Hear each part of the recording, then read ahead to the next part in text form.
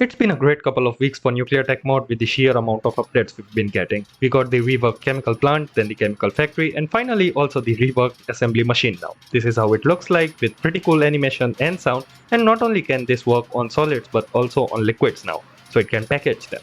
Also, I'll be going over some of the other smaller updates that have been added, so yeah, without any further ado my guys, let's get straight into this video.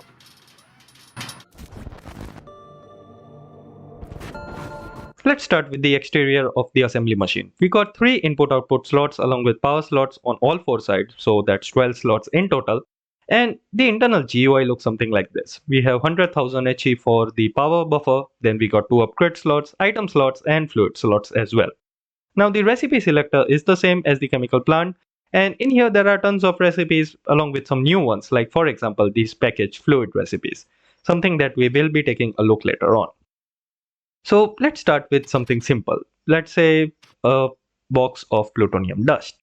So that is a pretty simple recipe. We just need to input some plutonium powder in here, selecting the recipe like this, and the machine will start doing the work. This is how the animation looks like, and you can listen to the sounds better in your own game without my voiceover in it.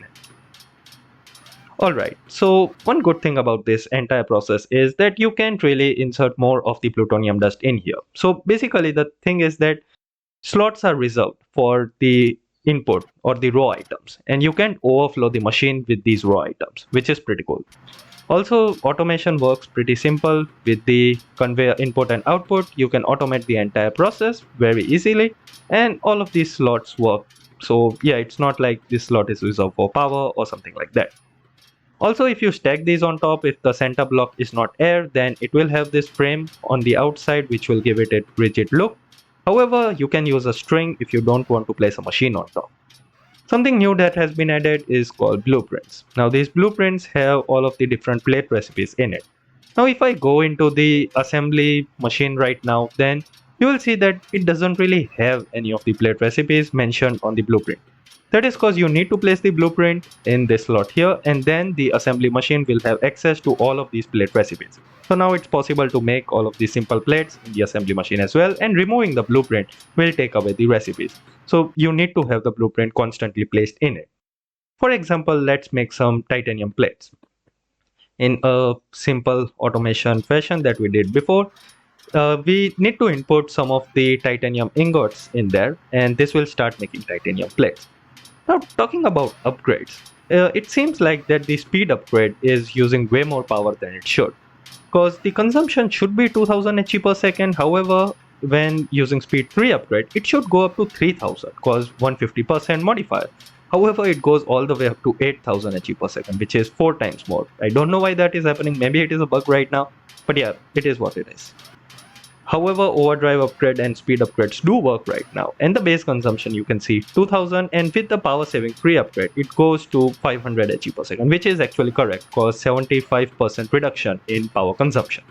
So the power saving upgrade is working properly, however the speed upgrade is not. It's consuming 4 times more power than it should.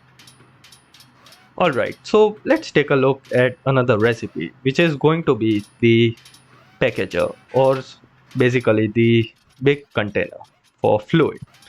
If I scroll down here, we have the large fluid container, which uses titanium plate with polymer bar or backlight bar.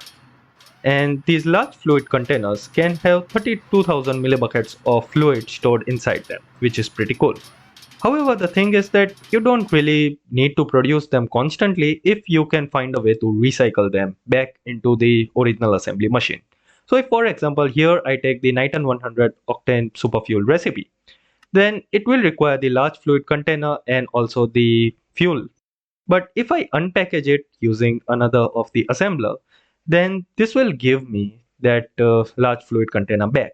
So there's no real need to basically keep on producing these constantly. As long as you can make a closed loop out of the entire system, you can keep on reusing them.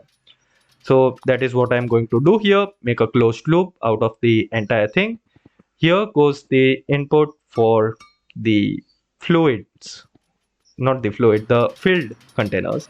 And then comes the output of the empty containers. And once a closed loop is formed, this is how it should look like. It will constantly keep on working, and you can repeat this process with drones, pneumatic pipes, or conveyor belts like this. So that's an alternate way of transporting fluids now. Also, we have the paintable pneumatic blocks or the paintable pneumatic tubes. We got the same thing for the exhaust pipes and also now for the pneumatic tubes. And these work in a similar fashion like the normal tube did, so nothing really new there. However, it is pretty cool with, yeah, like you can make some cleaner setups compared to before. You won't really need to have run pipes all the way there.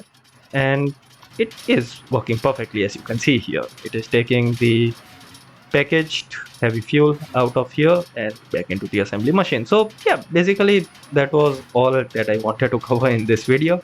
I hope you guys enjoyed and learned something from it. If you did, please do smash that like button and also subscribe to the channel if you want to see more content like this. Now I will see you guys in the next one. Until then, peace out and stay safe, my dudes.